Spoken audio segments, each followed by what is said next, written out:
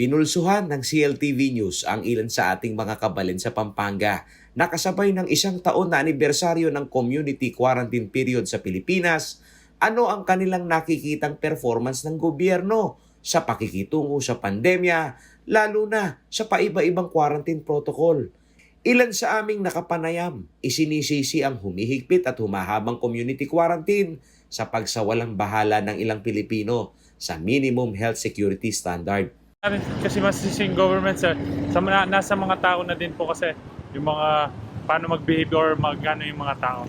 Habang ang ilang senior citizen na aming nakapanayam, hindi na umano interesado pang magbigay ng komento dahil sa mahabang quarantine period, isa sila sa mga sektor na nalimitahan ang galaw.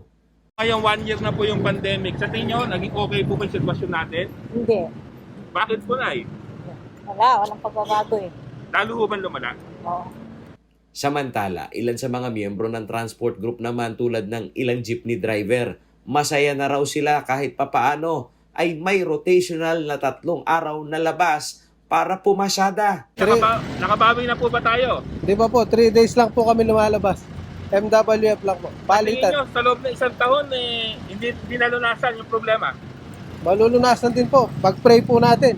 Basta think positive po yung buhay lang natin. Sa sentimiento at hinaing ng mga kabalin natin sa Pampanga, paniwala ni Governor Dennis Delta Pineda na sa tamang timpla lamang umano ang kanyang ginagawa sa pagbukas ng ekonomiya at pagbalangkas ng guidelines sa community quarantine sa probinsya.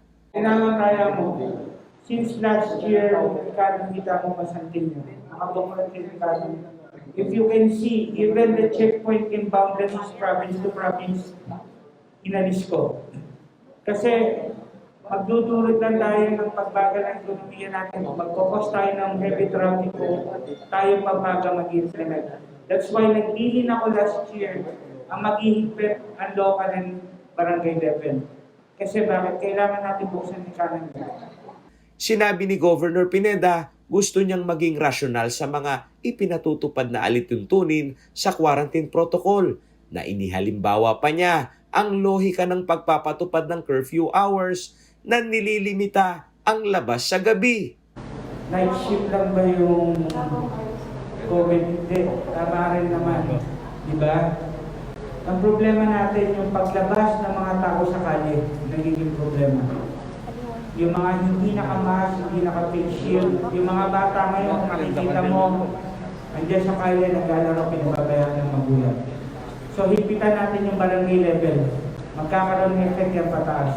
Hindi natin sisimulan sa taas, barangay level kagad ang implementation natin para mas effective.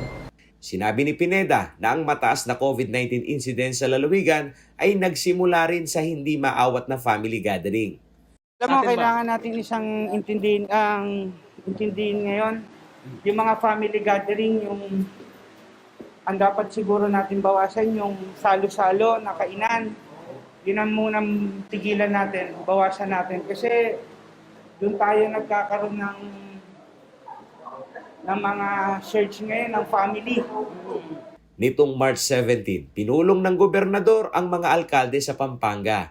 Hindi umano para ibalik sa ECQ ang kabuuan ng probinsya, kundi estratehiya lamang upang ampatan ng solusyon ang COVID-19 surge sa Metro Manila na nadadamay pati ang Pampanga.